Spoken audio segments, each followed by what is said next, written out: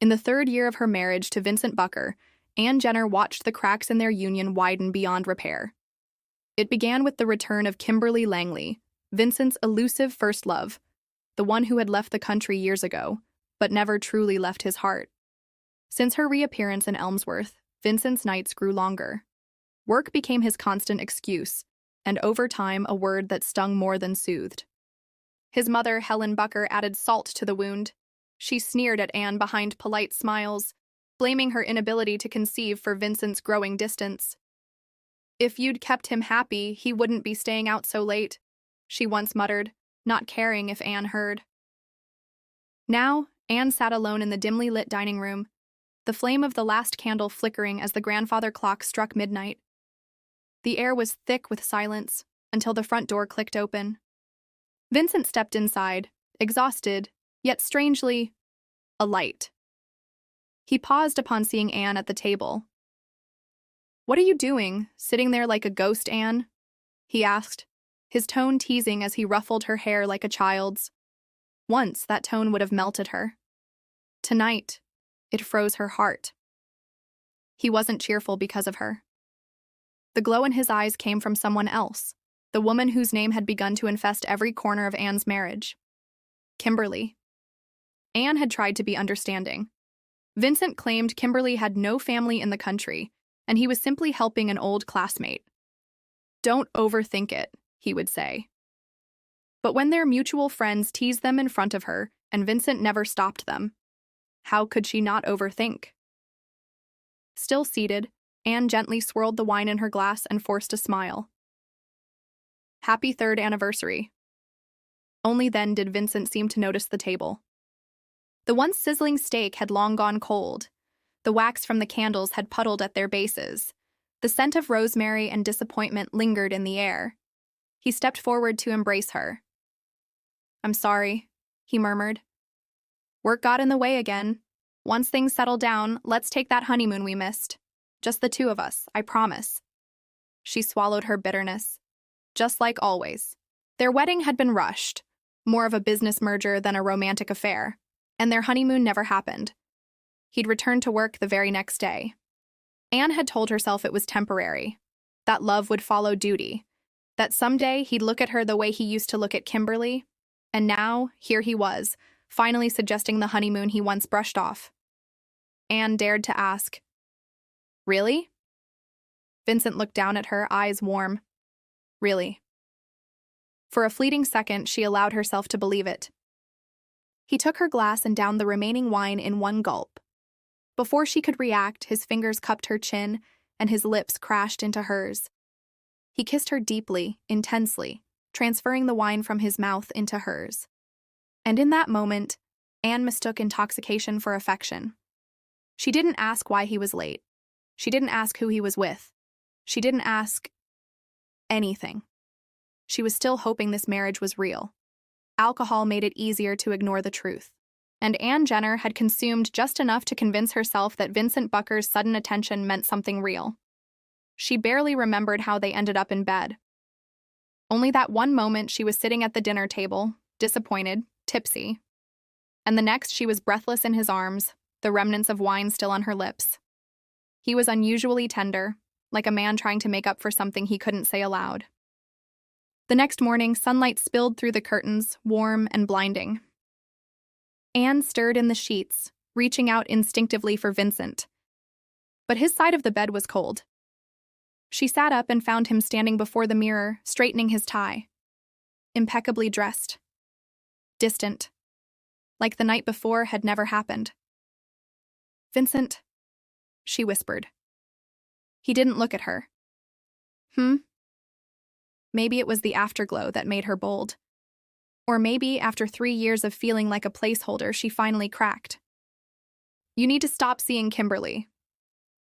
The words slipped out like a confession, and landed like a grenade. Vincent froze, fingers pausing mid-tie. "I mean it," Anne continued, trying to hold her voice steady. "She's always around. People talk. She flirts with you in front of me. His voice dropped, low and sharp. "Have you thought about finding a job?" Anne blinked. "What?" You're home all day. Maybe you have too much time to sit and imagine things. And just like that, the air turned cold. The Vincent from last night, the man who kissed her like she mattered, was gone. In his place stood a stranger in a tailored suit, throwing her discomfort back at her like an accusation. He didn't even say goodbye. When the front door slammed, Anne remained still, her arms wrapped around herself. The house was silent, except for the soft tick of the antique clock in the hallway. Later that day, she didn't message him, not to ask what he wanted for lunch, not even to check if he made it to the office. For once, she decided to give him the silence he always seemed to crave. But silence was a cruel thing. Every time her phone buzzed, her heart leapt, only to be crushed by mundane updates. The only one who noticed her restlessness was the housekeeper, Martha, a quiet, observant woman who had served the Buckers for years. "Are you expecting someone, Mrs. Bucker?" she asked gently. Anne forced a smile. "No, just restless." She sat in the drawing room, fiddling with the anniversary gift Vincent had sent over that morning. It was expensive, of course, a custom bracelet engraved with "Always Yours." So ironic, it almost made her laugh. By 7 p.m., Anne's resolve cracked. Vincent sent a message. "Pick me up, location's pinned." Her heart fluttered. He never asked her to pick him up, not once in 3 years. That was the driver's job, always had been. But now, was he finally showing her off, standing up for her in front of Kimberly? Was this a sign? She dressed quickly, hopeful, her mind racing with fantasy. But as she neared the address, her eyes caught something on her screen. A social media story, posted just hours ago, tagged the very same location. A reunion, old friends, a welcome back party for Kimberly Langley. Anne's knuckles whitened around the steering wheel. Her mind reeled. Was he playing her again? Or had Kimberly somehow sent the message? She didn't have time to figure it out. Out of nowhere, a car swerved behind her, headlights blinding, tires screeched, horns blared, and then, bang! Glass shattered. The wheel spun out of her hands. Her car smashed through a guardrail, tumbling down an unseen slope into the darkness below. And just before everything faded, Anne's last thought wasn't fear. It was a betrayal. The cold was what woke her. No, not cold emptiness. Like her body no longer belonged to her. Anne Jenner gasped and sat upright, but there was no pain, no blood, no bruises. Her surroundings were strange. The forest at the edge of Elmsworth, twisted and silent. Her car lay wrecked a few meters down the ravine, mangled and forgotten. But no one could hear her scream. That's when she noticed. Her feet left no prints. Her hands passed through tree branches. And when she stood in front of her car's broken mirror, there was no reflection. "I'm dead," she whispered. Just then, a familiar car pulled up to the roadside above. Out stepped David Miller, Vincent's assistant. "Of course," Anne murmured bitterly. "He sends someone else." But what chilled her to the bone was when she climbed into the passenger seat beside David, and he didn't even glance at her. He couldn't see her, couldn't hear her. She was a ghost. He drove straight to the mansion, the same one from the reunion post. Music pulsed from the backyard. Champagne flowed. Anne floated toward the garden, heart heavy with dread. There they were, Vincent and Kimberly, seated at a private table under the moonlight, wine in hand, as if nothing had happened. She stood behind a hedge, just close enough to hear every word. "If Anne wasn't in the picture," Kimberly asked softly, "would you marry me?" Anne froze. Vincent's voice was quiet, conflicted. "Yes." Her knees buckled. Then, after a long pause, he added, "But she is in the picture, and I made a vow. That's not changing." Kimberly scoffed, her voice rising. "Don't lie to me. You never stopped loving me." Vincent stood up, anger flashing in his eyes. "Don't ever put me in this situation again." He turned and stormed off, but Anne didn't follow. She watched as Kimberly reached into Vincent's coat. He'd left it on the chair. With quick fingers, she pulled out his phone, deleted a message, then tossed it back in as if nothing happened. Anne's ghost eyes widened. She sent the message, the one that led her to the crash. Suddenly, a cold wind swept through the garden. Kimberly looked up, startled. Anne stood there watching her. No longer the obedient wife, no longer powerless. But before Anne could move, a figure stepped out from the shadows beside the house. A woman in a black coat and red lipstick, watching Kimberly with the eyes of someone who knew too much. She leaned against the wall and smirked. Looks like someone's secrets are catching up to her. The woman in the shadows stepped forward, heels clicking like gunshots against the stone path. Her beauty was severe, classic. Dark curls framed her porcelain face, and her blood-red lipstick stood out like a warning sign. Kimberly straightened, startled. "Who are you?" The woman's gaze was razor-sharp. "I could ask you the same, though I already know the answer. Kimberly Langley, the desperate first love who came back expecting to reclaim a man she never earned." Kimberly's expression soured. "Excuse me?" "I wouldn't get defensive," the woman said coolly. "It's not like you didn't delete a message from your ex's phone to lure his wife to her death." Anne, standing invisible just feet away, gasped. She knew. Kimberly's breath caught in her throat. "You were watching me?" The woman gave a slow, cold smile. "More like sent to watch you. I don't know who you think you are, but—" "My name is Celeste Morley," she interrupted, pulling out a card and tossing it onto the garden table. "Private investigator, hired by Mrs. Jenner's cousin Violet. You remember Violet, don't you? She didn't like you back in university either." Kimberly's face turned red. Celeste leaned in close. "You thought Anne had no family. You thought if you deleted that one message, no one would know. But you forgot something, sweetheart. Ghosts don't stay quiet forever." With that, Celeste turned and vanished into the shadows of the garden. Kimberly looked shaken for the first time that night. Meanwhile, Anne's soul shimmered with something she hadn't felt in days. Purpose. Across town, Vincent Bucker sat alone in his study, eyes fixed on his untouched drink. David stood nearby, shifting awkwardly. "I can't find her," David finally said. "Mrs. Jenner's car was found off the ravine. The police say it's likely she—" Vincent flinched. "Stop." David hesitated. "There's more. The driver of the car that hit her fled the scene. The car was registered to Langley Industries." Silence. Vincent's eyes slowly rose to meet his assistant's. "Are you saying Kimberly's company?" "I'm saying it looks bad, sir. And Mrs. Jenner's cousin has hired someone, a private investigator." Vincent's grip tightened around his glass. "This wasn't supposed to happen." David swallowed hard. "I think it's only just beginning." Back in the Bucker mansion, Kimberly paced in the parlor. The fireplace crackled behind her. Shadows danced across the walls. Then a loud bang echoed upstairs. She froze. Another bang. And then laughter. Faint, feminine, familiar. Anne's laughter.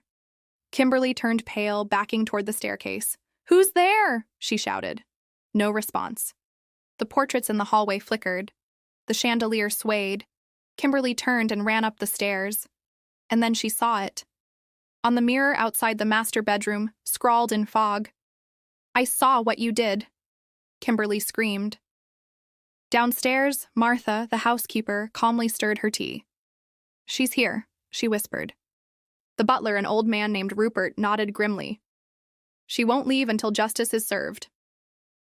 Later that night, Vincent stared at a framed photo of him and Anne on their wedding day. He didn't cry. He drank, in silence, alone. But Anne was there, right beside him, watching, waiting. And in that moment, she vowed, "If I died for him, then I'll make sure he lives to remember every second of what he lost." The next morning, Vincent Bucker walked into the headquarters of Bucker Industries, unaware that the ghost of the woman he betrayed had followed him. Anne Jenner hovered silently behind him, watching as he adjusted his cuffs, greeted employees with cold charm, and pretended everything was normal. It made her sick. He looked too composed, too free. But today, that would change. The first sign came during his board meeting. As Vincent delivered quarterly reports, the projector flickered, then flashed black. The next slide should have displayed financial charts. Instead, the screen glitched, then showed a photo of Anne on their wedding day. smiling, radiant, alive. Everyone gasped. Vincent froze. The image vanished in seconds, replaced by the original slide. Apologies, the IT guy stammered. Must have been a tech glitch. But Vincent was pale, shaken. His hands trembled as he picked up his glass. Anne whispered in his ear, low and cold. "Remember me now?" He dropped the glass. It shattered on the conference table. No one laughed. Meanwhile, Celeste Morley dug deeper into Kimberly's past. She sat in a cafe with Violet Jenner, Anne's cousin, sharp-tongued, sharp-dressed, and furious. "She deleted a message," Violet said. "That's premeditated. Kimberly Langley knew what she was doing." Celeste nodded. "And I've just confirmed something worse. That car that hit Anne? It was being driven by a man named Daniel Crown." Violet narrowed her eyes. "Who's that?" "Kimberly's ex-fiancé," Celeste said, sliding over a photo. "She broke off their engagement years ago to chase Vincent. Turns out Daniel never really got over her. And guess who wired him a large sum of money 3 days before the crash?" Violet's jaw clenched. "She paid him." "Not directly. Through a shell company under Langley Industries." Celeste's phone buzzed. A message lit up. "Urgent. New footage from Vincent's office." She opened the video. Security camera feed. Kimberly had been in Vincent's office last night, alone. She was going through his drawers. She found Anne's medical report. The one who said Anne had been pregnant. Celeste's eyes widened. "She knew—" Violet leaned forward. "Wait, Anne was pregnant?" "Yes, a few weeks before the crash." Violet's voice cracked. "And no one told her." Back at Bucker HQ, Vincent locked himself in his office. He opened the drawer. Her bracelet was gone. The one that said, "Always yours." He blinked. He had placed it there just yesterday. On his laptop, he saw his screen light up on its own. A document opened. It was Anne's will. He had never seen it before. It had been written recently, dated just 3 weeks before the crash. And at the bottom, "To Vincent, if you're reading this, I'm gone. And if I'm gone, then you let me go. I hope you live a long life, with every second haunted by what you chose." Vincent slammed the laptop shut. Then, his phone rang. No number, just the word. "Unknown caller." He answered. No voice. Just the soft hum of a lullaby. The same one Anne used to hum when she cooked. He dropped the phone. Meanwhile, at the Bucker mansion, Kimberly stared at herself in the mirror. Her makeup was flawless. Her life was almost perfect again, until the lights flickered. The air turned cold. Behind her, on the fogged mirror, 3 words appeared. "You stole everything," she screamed. Martha, the housekeeper, didn't even flinch. "She's here," Martha whispered again, dusting the hallway. "And she's angry." Kimberly Langley hadn't slept in 3 days. Every time she closed her eyes, she saw Anne. Not the sweet, docile wife she used to look down on, but a furious, vengeful ghost, her eyes burning like coals, her whisper echoing in the dark. "You can have my husband, but you'll never take my peace." Kimberly tried everything: therapy, cleansing rituals, even a psychic. Nothing worked. And now her world was starting to crumble. Celeste Morley had leaked the evidence. News broke that Kimberly Langley's company was connected to a hit-and-run involving the late Anne Jenner. Journalists swarmed her mansion. Investors pulled out overnight. Vincent confronted her at the estate. "You knew she was pregnant, Kimberly?" he roared. She stared at him, trembling. "It wasn't supposed to happen this way. I just wanted you to come back to me." "You paid a man to kill my wife." "I didn't. I just gave him a reason." Vincent's hand slammed into the wall behind her, just inches from her face. "You're sick. And you're a coward," Kimberly spat. "You married her out of duty, but you were never going to love her. You should be thanking me. I freed you." Vincent looked at her like she was poison. "You didn't free me. You killed the only person who ever loved me without conditions." The Bucker Foundation's charity gala was the most anticipated event of the year. Vincent insisted it continue. "For Anne," he told the press, pretending he was honoring her memory. He didn't know she would show up. Draped in red, Celeste Morley arrived with Violet Jenner on her arm. They moved like royalty, all eyes on them. Kimberly, cornered by whispers and scandal, showed up pale and tense. But Vincent played his part well. The lights dimmed for the tribute slideshow. Soft music played. Photos of Anne and Vincent filled the screen. Her voice echoed over the speakers. An old voicemail where she giggled, "Love you, don't work too late." Half the crowd had tears in their eyes. Suddenly the screen glitched, then shifted. And there she was, Anne Jenner, standing in a blood-red dress, smiling directly at the camera. But this footage had never been taken, because it wasn't footage. It was her now. People screamed, someone fainted. The lights flickered. Candles blew out one by one. Anne's voice echoed across the ballroom. "Tell them, Vincent. Tell them what you let happen." Vincent collapsed. Vincent didn't leave his room for days. Celeste showed up uninvited, throwing files onto his desk. Testimony from Daniel Crown, bank transfers, deleted messages. A witness who saw Kimberly's car chase Anne's just before the crash.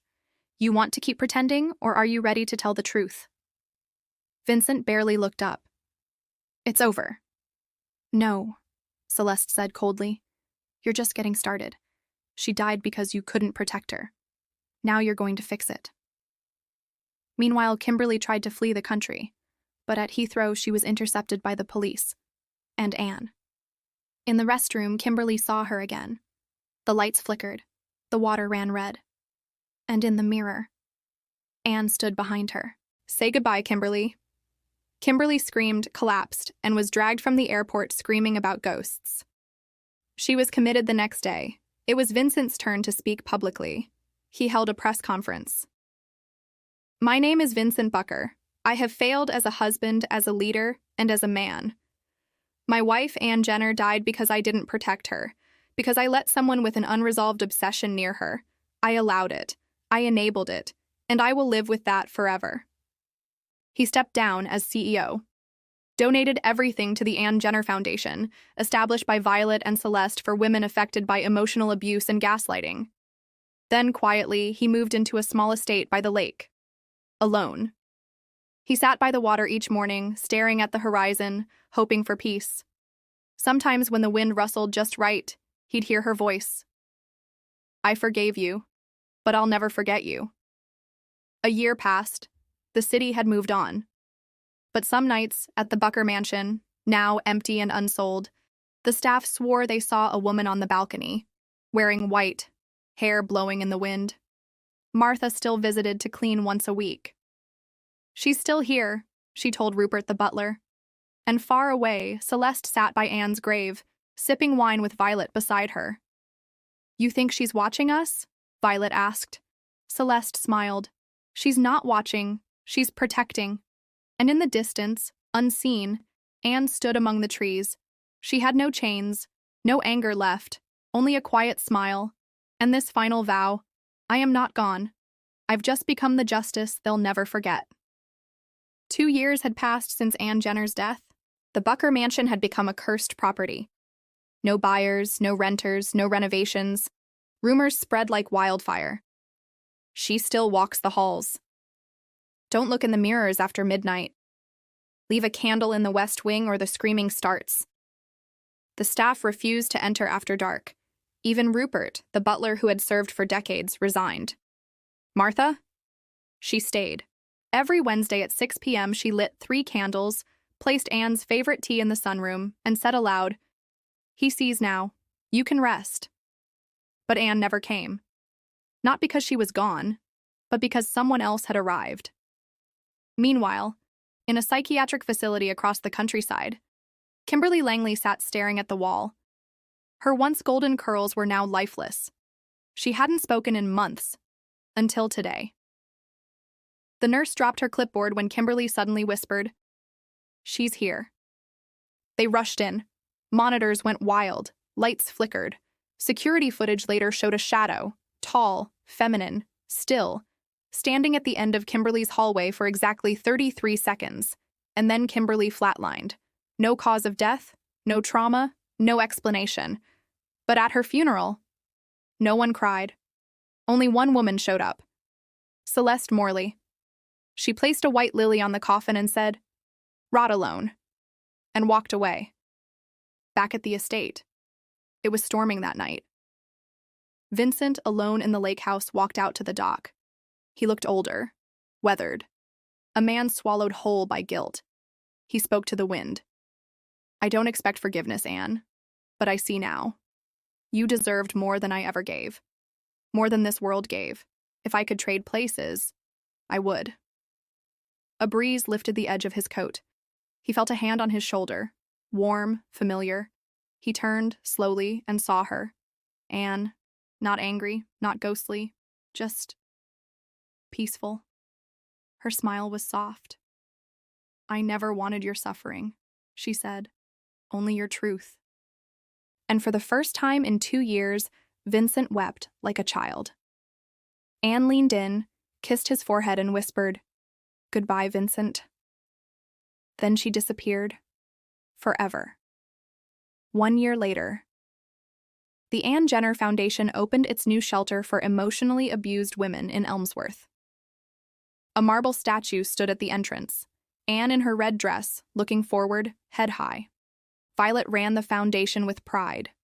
Celeste, now a celebrated author, dedicated her debut book to "The Woman Who Didn't Vanish in Silence." Some nights, under the stars, the staff swore that when the wind was just right, they heard laughter in the garden. She died forgotten. She returned unforgettable. And now, she is free.